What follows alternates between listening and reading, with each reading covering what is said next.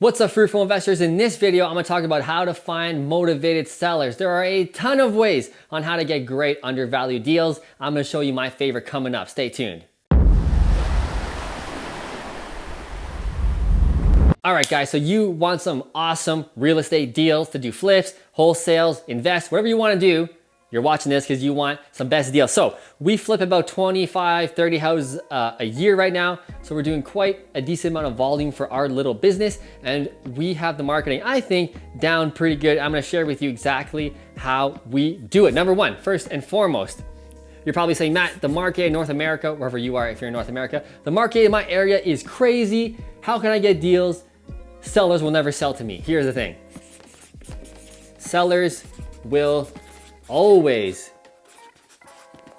be motivated in any market. So one thing that a wholesaler told me that does amazing volume, they said that at least 5 to 10% of sellers at any given time, any given month, 5 to 10% of them are always motivated, like very motivated. So there will always be people that will sell at a discount. For example, for our business, our market in Kitchener-Waterloo, Ontario, Canada is so hot. It is absolutely insane at the time of making this video. However, we get deals all the time. Why?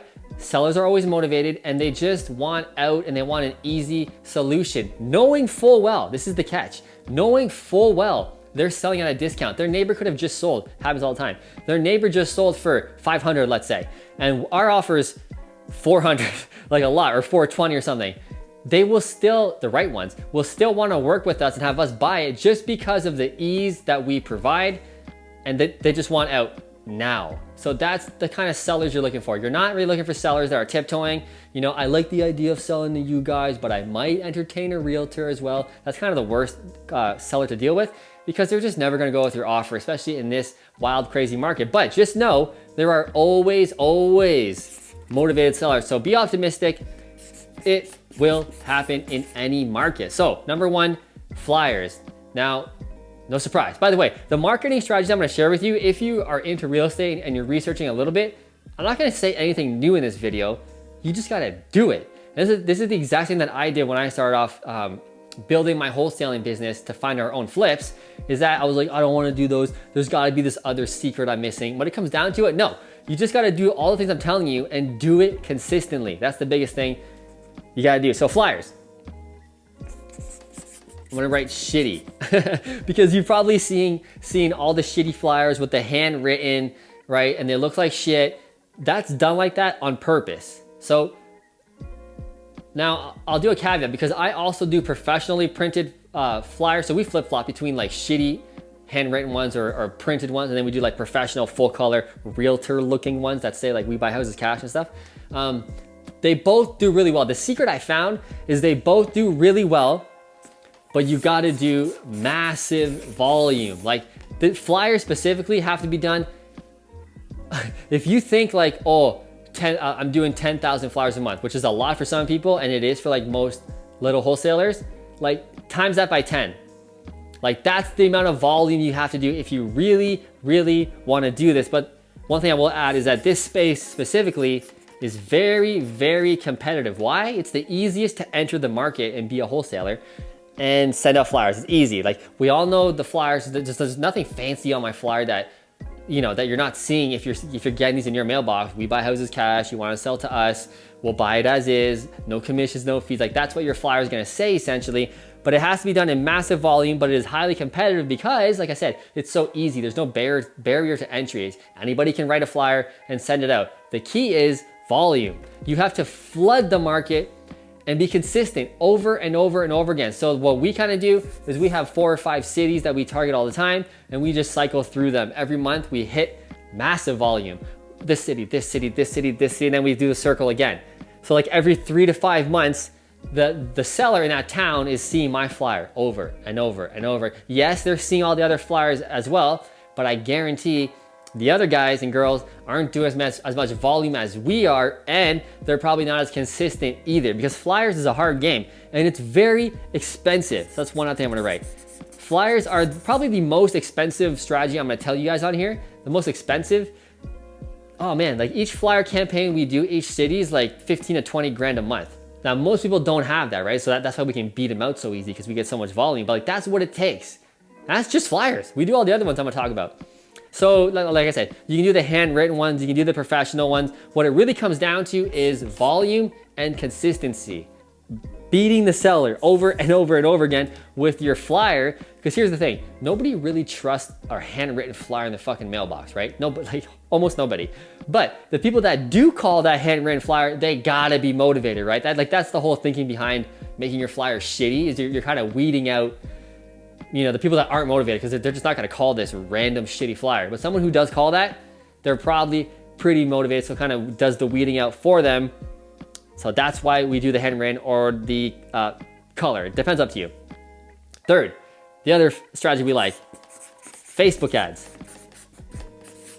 So the reason why I like Facebook ads is it's very targeted. So unlike the flyers where we're just blanketing and we're doing what's called shotgun marketing, which really in a sense is the worst type of marketing, especially when it comes to like a business or like my joint venture business or my real estate business to find partners. Like I'm totally against shotgun marketing, which is just like blasting out your message to everyone and see who comes in. With the flyers, that's the only way the flyers works for this specific business. You want to do the shotgun marketing, but like I said, you're wasting so much money and it's all about volume and consistency. Whereas the caveat to that, the opposite, is the Facebook ads. Super creepy and super targeted, especially if you guys are in the US. Your targeting metrics are way better than us in Canada, but I can pick the exact person. For example, people who are searching for funeral homes, divorce, financial aid, or like financial advisors. What else do we got? People looking at realtor sites to sell, ages from here to here, who live in this area code from here to, like, it's super targeted. So your money goes so much farther. And the real key to Facebook ads is not only the targeting, but it is the retargeting. So people that have already visited your websites from maybe the previous ads or other ways of marketing, Facebook will know that and retarget, and maybe you can do a whole different campaign specified to the retargeting. Like, hey, I saw you went by the website, but you didn't fill out the form. How come? Like, you can do that kind of marketing through Facebook ads, which is just insanely creepy. But it works. We need to use the creepiness to our advantage. Number 4, yeah, we're on 4, is the Google ads, which is very, very similar to the Facebook ads. It's just that it's not on Facebook. You're just blanket, or you're targeting your same person, all the same metrics you can kind of do on Facebook, you can do on Google ads, but it shows up on every website, or Google specifically. When they type in like, I want to sell my house, your ad can come up. Or if they're on other ads, on other websites, you can have pop-up ads from your Google ads on those websites targeting them. So it's, guys, online marketing is the key. And last but not least, and there's so many other ways, but last but not least, I know your time is valuable, driving for dollars.